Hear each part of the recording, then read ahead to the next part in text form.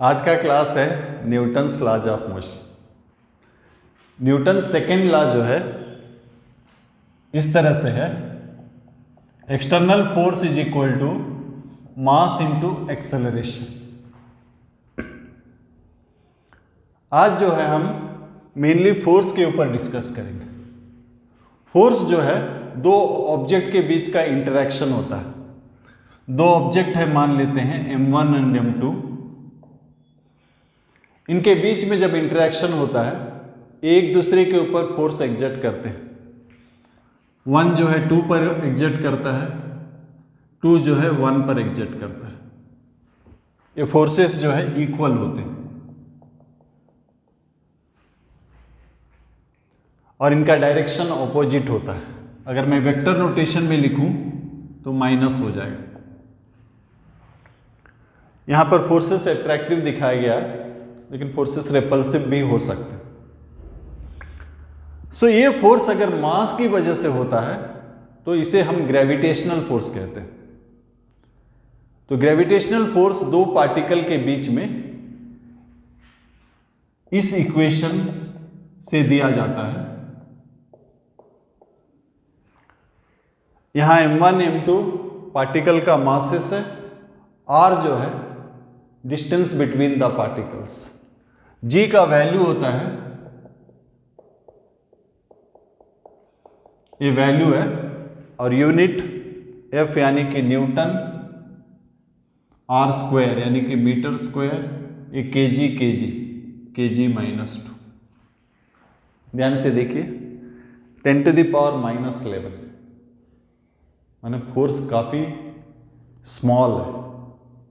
Unless इन दोनों में से एक बॉडी ह्यूज होगा या फिर दोनों ह्यूज होंगे, फोर्सेस जो है टू स्मॉल टू कंसीडर। हम इसको ऑब्जेक्ट को ले लीजिए, इसके ऊपर जब हम न्यूटन्स लॉ अप्लाई करते हैं अर्थ का फोर्स तो लेते हैं क्योंकि अर्थ का मास ह्यूज है, लेकिन मेरे और इसके बीच में जो अट्रैक्शन है वो इतना स्मॉल है कि कभी कंसीडर नहीं करते, या फिर इसके और वॉल के बीच में जो अट्रैक्शन है इतना स्मॉल है कि कंसीडर नहीं करते। तो ग्रेविटेशनल फोर्स तभी हम कंसीडर करते हैं जब कम से कम एक जो है मासिव बॉडी हो, हेवनली बॉडी हो। तो हमारे जो स्पेस में जो प्लैनेट्स है, स्टार्स है, इन सभी का मोशन को ग्रेविटेशनल फोर्स ही डिसाइड करता है। इनका सभी मोशन हम ग्रेविटेशनल फोर्स लेकर डिस्कस कर सकते हैं। तो ये पहला टाइप का फोर्स है जो मास की वजह से है और बहुत ही वीक फोर्स है। दूसरा टाइप का जो फोर्स है वो इलेक्ट्रोमैग्नेटिक फोर्स है, ड्यू टू इलेक्ट्रिक फील्ड और मैग्नेटिक फील्ड, या फिर charge and motion of charge. हम आमतौर पर जो फोर्सेस यूज करते हैं, जैसे कि हम पुश बोलते हैं, पुल बोलते हैं, टेंशन, फ्रिक्शन, नॉर्मल फोर्स, ये सभी फोर्सेस इलेक्ट्रोमैग्नेटिक फोर्सेस और ये इंटरमीडिएट स्ट्रेंथ का होता है।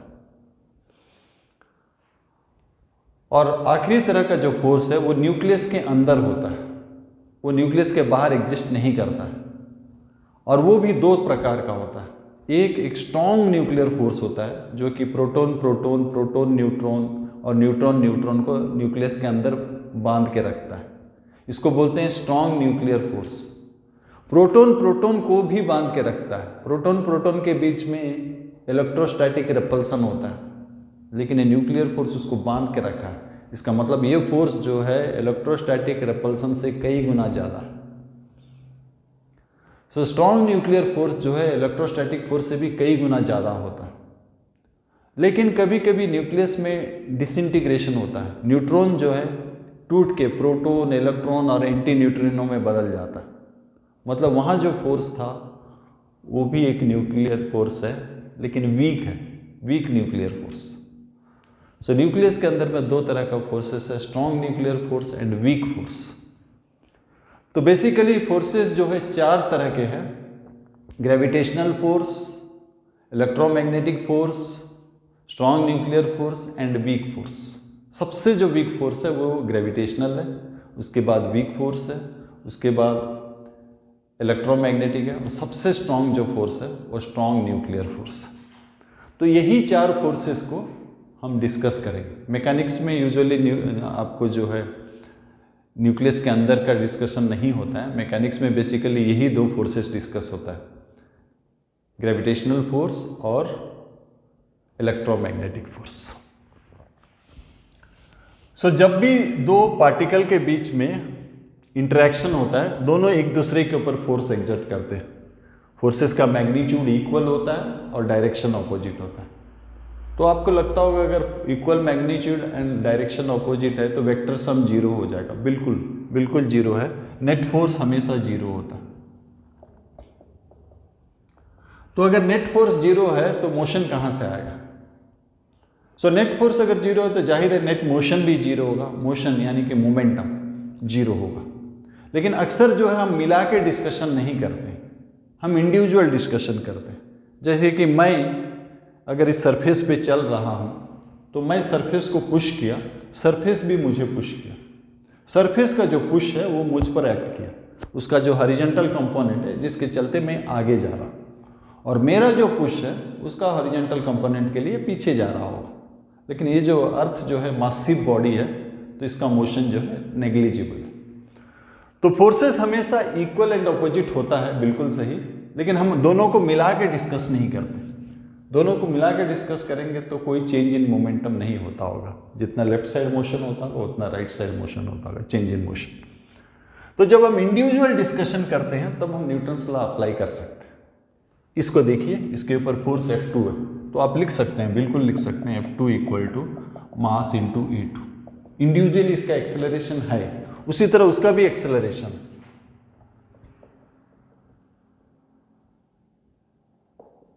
इसका ये 1 होगा। तो फोर्सेस इक्वल एंड ऑपोजिट है, लेकिन 1 का फोर्स जो है 1 पर एक्ट नहीं किया, 1 का फोर्स जो है 2 पर एक्ट किया, इसलिए 2 पर एक्सेलरेशन प्रोड्यूस किया। इसी तरह 2 का फोर्स 1 पर एक्ट किया और 1 पर एक्सेलरेशन प्रोड्यूस किया।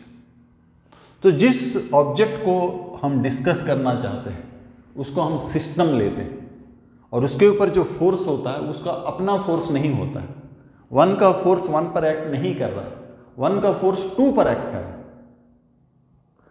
सो 1 के ऊपर किसका फोर्स एक्ट कर रहा है? 2 का फोर्स। 2 यानी कि ऑब्जेक्ट्स इन द सराउंडिंग। तो कोई भी ऑब्जेक्ट को अगर आप लेते हैं, इसके ऊपर न्यूटन्स लॉ अप्लाई करना चाहते हैं, तो इसके ऊपर जो फोर्सेस एक्ट करता है ये उसका अपना फोर्स नहीं होता। These are the forces due to objects in the surrounding. तो जिस बॉडी के ऊपर न्यूटन्स लॉ अप्लाई करना चाहते हैं वो हमारे लिए सिस्टम है, और उसके ऊपर जो फोर्सेस है are due to objects in its surrounding.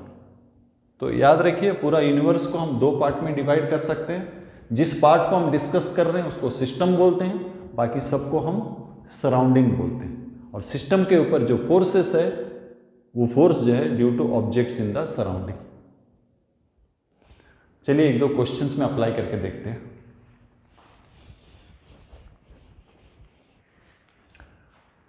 तो यहां पर 2 ब्लॉक्स हैं,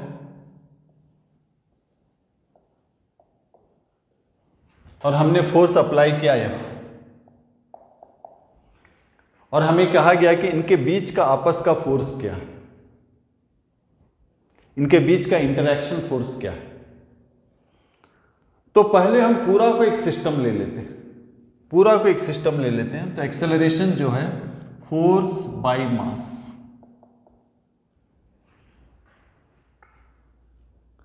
अब हम यहां ये दोनों को अलग अलग सिस्टम ले लेते हैं। ऐसा क्यों कर रहे हैं? जब हम पूरा को एक सिस्टम ले लिए तो यहां जो फोर्सेस था ये इसको पुश किया होगा, ये भी इसको पुश किया होगा। जब पूरा को हमने सिस्टम ले लिया तो ये जो फोर्सेस है अंदर का रह गया, और सम ऑफ इंटरनल फोर्सेस 0 हो जाता। तो इंटरनल फोर्सेस आप नहीं निकाल सकते हैं न्यूटन्स लॉ यूज करके। तो इंटरनल और एक्सटर्नल जो है आपके चॉइस के ऊपर डिपेंड करता है।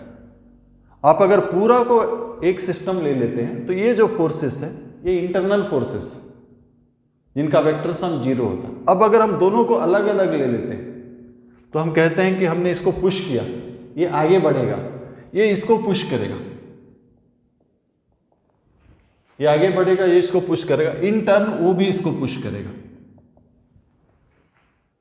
तो अब ये जो बॉडी उस पर फोर्स अप्लाई किया, ये फोर्स इसके लिए एक्सटर्नल फोर्स रहा। उसी तरह वो जो इस पर अप्लाई किया, ये फोर्स इसके लिए एक्सटर्नल। तो एक्सटर्नल और इंटरनल जो है आपके चॉइस के ऊपर डिपेंड करता है। पहले जब आप दोनों को मिला के एक सिस्टम ले लिए तो ये इंटरनल हो गया। अब दोनों को जब आपने अलग अलग ले लिया तो ये जो उस पर फोर्स अप्लाई किया उसके लिए एक्सटर्नल है, वो जो इस पर अप्लाई किया इसके लिए एक्सटर्नल है। अब आप इंडिविजुअली अप्लाई कर सकते हैं। इसके लिए अप्लाई करेंगे, net force right minus left is equal to mass into acceleration. So acceleration का वैल्यू डाल देते हैं। एक्सेलरेशन का वैल्यू है F by m1 plus m2।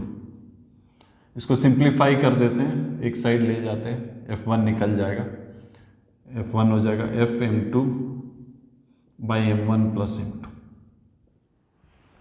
या फिर उसको ले लीजिए, उसको ले लीजिए, force is mass into acceleration. Acceleration का वैल्यू डाल दीजिए।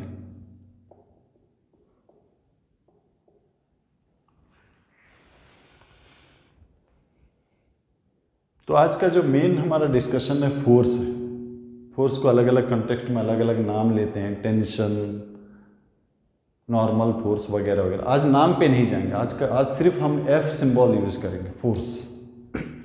और दूसरी बात, जिस तरफ मोशन होती है उसी तरफ नेट फोर्स होता है, जिस तरफ एक्सेलरेशन है उसी तरफ नेट फोर्स होता है। परपेंडिकुलर डायरेक्शन का फोर्सेस जो है उनका वेक्टर सम जीरो होता है।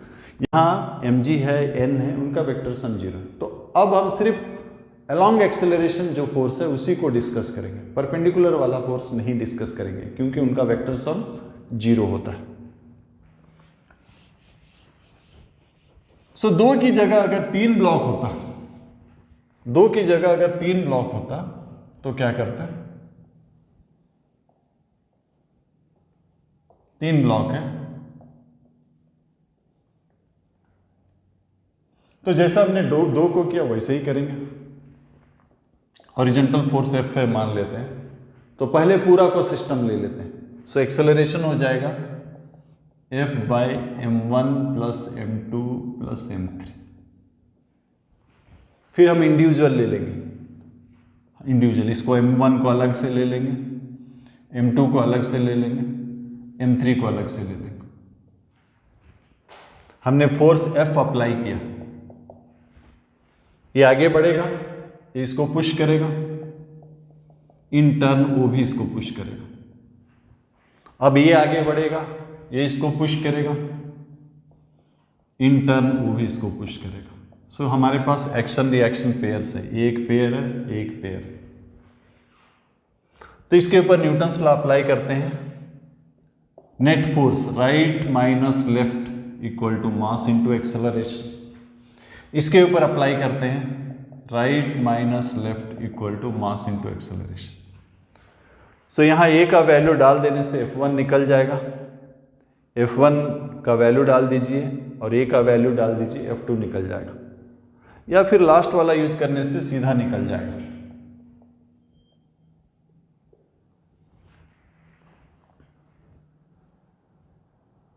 तो पहली बार हमने तीनों को मिला के सिस्टम लिया था, और जब तीनों को मिला के सिस्टम लिया था तो ये जो फोर्सेस है, आपस का फोर्सेस है, ये इंटरनल फोर्सेस है, इनका vector sum zero, equal and opposite. यहाँ जो फोर्सेस थे इंटरनल फोर्सेस, इनका सम जीरो है। तो दो चीज है, सिस्टम जिसको आप ऑब्जर्व कर रहे हो वो सिस्टम है, उसको छोड़ के बाकी सभी सराउंडिंग है, और इंटरनल एंड एक्सटर्नल। आप न्यूटन्स लॉ जो अप्लाई करते हैं, external force is mass into acceleration. So कोई चीज इंटरनल या एक्सटर्नल जो है आपके चॉइस के ऊपर डिपेंड करता है। आपने जब पूरा को सिस्टम ले लिया तो ये सभी इंटरनल हो गए।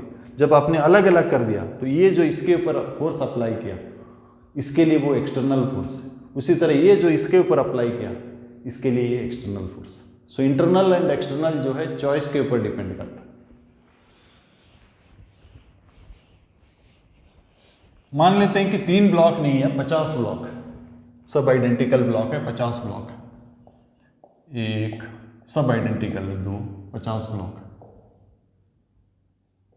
और आपने हॉरिजेंटल फोर्स F अप्लाई किया और आपको पूछा गया कि 12th और 13th के बीच में इंटरेक्शन कितना है। 12th 13th को कितना एग्जर्ट करता है, 13th 12th को कितना एग्जर्ट करता है। तो उसी तरह प्रोसीड करेंगे। पहले पूरा को एक सिस्टम ले लेते हैं, तो अंदर का फोर्सेस जो है वो दिखाई नहीं देगा। ये इसको एग्जर्ट कर रहा होगा, ये इसको एग्जर्ट कर रहा होगा, नहीं दिखाई देगा, इनका वेक्टर सब जीरो हो जाएगा। जब पूरा को हम सिस्टम ले लेते हैं, एक्सेलरेशन हो जाएगा total force by total mass. 50 block है, एक ब्लॉक का मास m में मान लेते हैं, 50 ब्लॉक का 50 है। आपको निकालना है 12 और 13 के बीच। तो 12 का लेफ्ट को एक सिस्टम ले लीजिए और 12 का राइट को एक सिस्टम ले लीजिए। 12 से लेकर 50 तक, मतलब 12 चला गया, 50 माइनस 12 38 रह गया। हमने फोर्स F अप्लाई किया, ये जब आगे बढ़ेगा इसको पुश करेगा, से F प्राइम, वो भी वापस पुश करेगा। अब किसी एक को ले लीजिए। सो इसको लेते हैं right minus left equal to A का वैल्यू डाल देते हैं।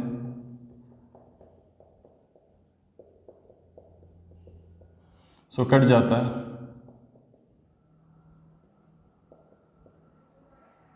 या फिर इसको भी ले सकते हैं, उसको ले सकते हैं। ए का वैल्यू डाल दीजिए।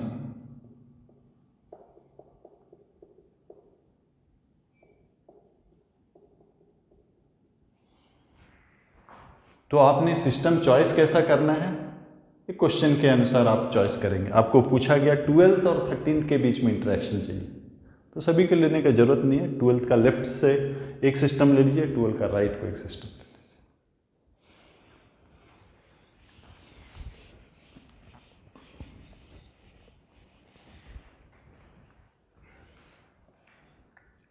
तीन ब्लॉक्स है,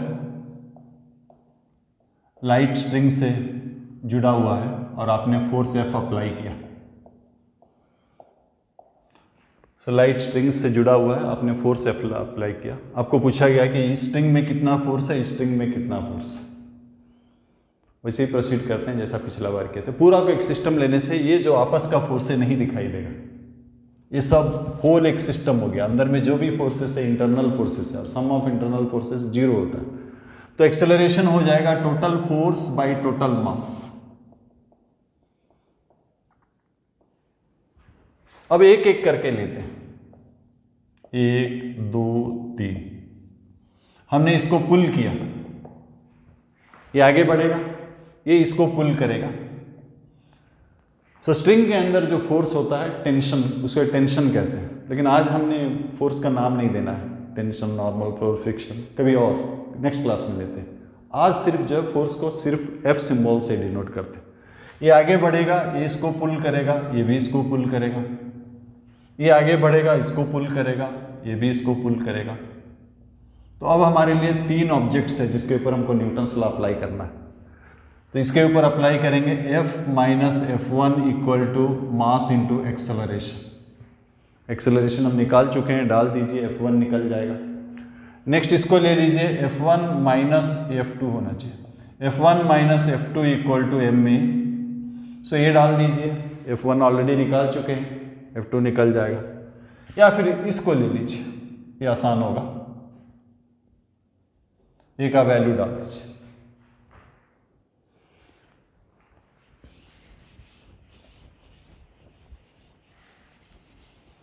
एक लाइट स्ट्रिंग जो है स्मूथ सरफेस पे पड़ा हुआ, लाइट स्ट्रिंग जिसका लेंथ सपोज L है, स्मूथ सरफेस में पड़ा हुआ है और आपने फोर्स F अप्लाई किया और आपको पूछा गया कि टेंशन निकालिए at a distance x from the end where you have applied force.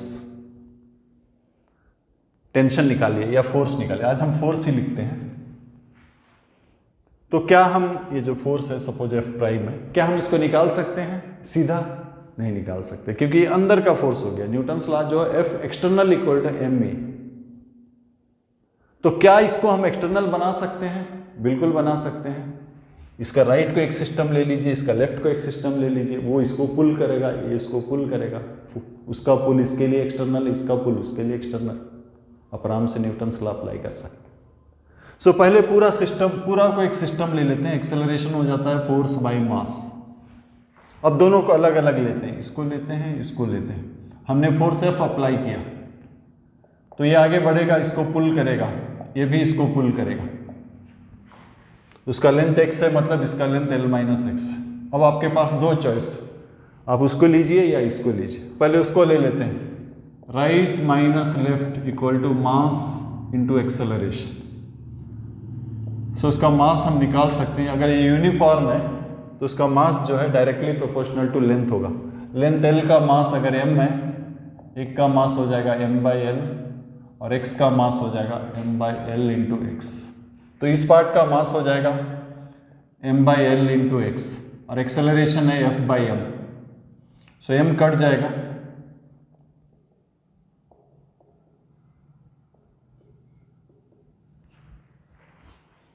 या फिर अगर इसको ले लेंगे तब भी आप, इसमें सिर्फ एक ही फोर्स है, इज मास इंटू एक्सेलरेशन। इसका मास भी हम इसी तरह से निकाल सकते हैं।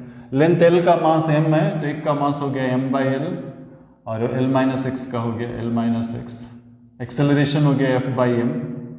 सो m कट जाएगा, L आप अंदर ले जाइए, 1 - x/l।